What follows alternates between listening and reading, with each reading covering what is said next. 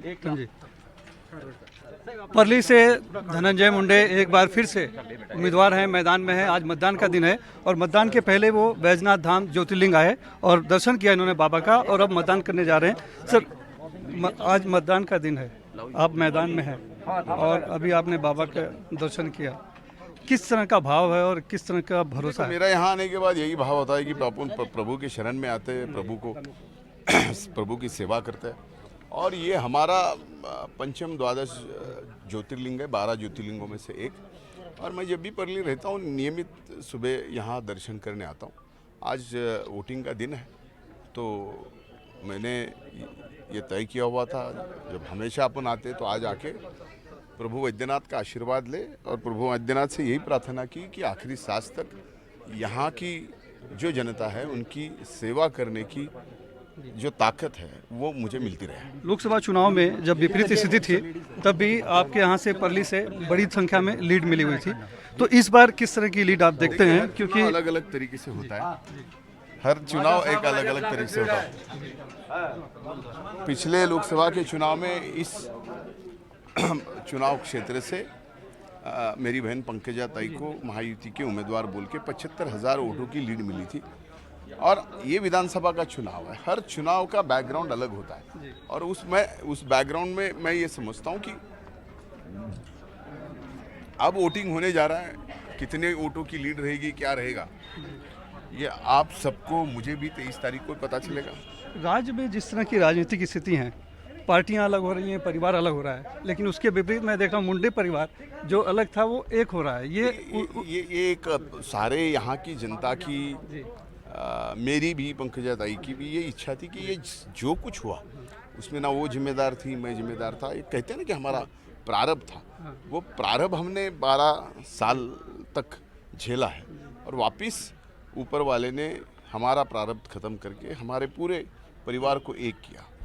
और राजनीतिक रूप से भी जब महायुति में राष्ट्रवादी कांग्रेस पार्टी गई तब राजनीतिक रूप से भी हम एक आ गए, तो ये मेरे लिए बहुत खुशी की बात है। इस चुनाव में एक कटुता भी बहुत देखी जा रही है, बयानबाजी तो हो रही है लेकिन पैसे के दुरुपयोग का इस्तेमाल लग रहा है। कल जैसे विनोद तावड़े का आया मामला आ गया, सुप्रिया सुले के ऊपर बिटकॉइन कैश करने का आरोप लगा, तो इसको किस तरह से देखते हैं? बहुत ज्यादा कटुता बढ़ गई राजनीति में। पहले तो माननीय विनोद तावड़े जी ने स्पष्ट रूप से कहा है, भारतीय जनता पार्टी के कई नेताओं ने स्पष्ट रूप से कहा है कि वहाँ कोई भी कैश फॉर वोट का विषय नहीं था, वहाँ एक मीटिंग थी और वो मीटिंग वो कर रहे थे और उस मीटिंग में ऐसी कोई कैश फॉर वोट की बात भी नहीं थी।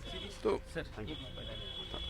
कैश फॉर वोट की भी बात, इसलिए मेरा यही कहना था कि वो साफ तौर से गलत तरीके से महाविकास आघाड़ी के नेताओं ने, वहाँ के स्थानिक नेताओं ने इस तरीके का स्टंट किया। और रहा विषय नाना पटोले साहब और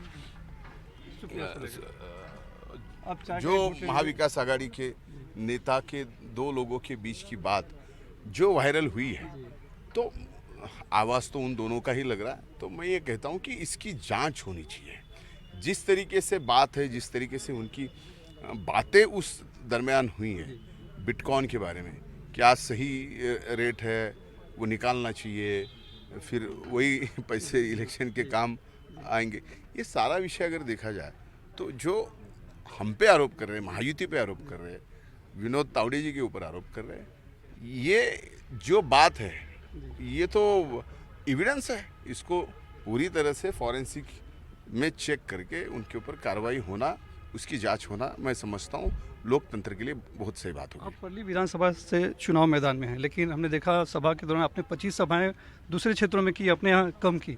तो मराठवाड़ा और विदर्भ में जिस तरह से लोकसभा चुनाव में झटका लगा था, इस बार आप देखते हैं कि परिस्थिति बदली हुई है? ज़रूर, यहाँ पे पूरी तरह से परिस्थिति बदली हुई है। जिस तरह से महायुति ने काम किया है, वो काम पूरे 12.5 करोड़ महाराष्ट्र की जनता के लिए किया है और वो काम व्यक्तिगत कई योजनाएं हमने ऐसी लाई जिसका फ़ायदा हमारी लाड़की बहना के योजना से हुआ, हमारे लाड़के भाई योजना से हुआ, हमारे लाड़के किसानों के योजनाओं के हुआ। तो ये आज हमें, जहाँ मैं सभा में गया तो ये ज़रूर दिखा कि लोग इस योजनाओं से बहुत खुश हैं और वापिस महायुति को यहाँ के महाराष्ट्र के वोटर चाहते हैं। कि वो सरकार में आए। तो जिस तरह से महायुति के पक्ष में हवा दिख रही है, सीएम पद के नाम की चर्चा हो रही है, हालांकि जिसके ज़्यादा सीटें होगी उसको मिलेगा, तो बीजेपी को स्वाभाविक तौर पे ज़्यादा सीटों पे लड़ी तो उनको होगा।